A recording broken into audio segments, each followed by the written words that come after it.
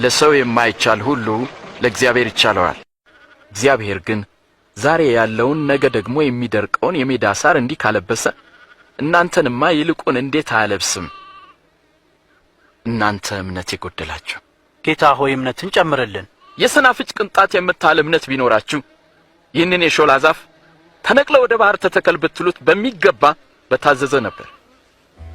ለምኑ ይሰጣችሁማል፣ ፈልጉ ታገኙማላችሁ፣ መዝጊያን አንኳኩ ይከፈትላችሁማል። የሚለምን ሁሉ ይቀበላልና የሚፈልግ ደግሞ ያገኛል፣ መዝጊያንም ለሚያንኳኳ ሁሉ ይከፈትለታል።